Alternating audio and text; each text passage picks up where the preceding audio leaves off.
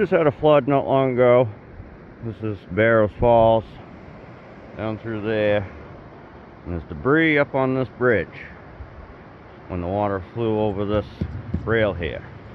Well, I got the tape measure down there to the bottom, to the water level now, and it was up about 18 feet. So that was water moving through here. It filled up that underneath this bridge completely to the point it flowed over down there and flowed over the bridge.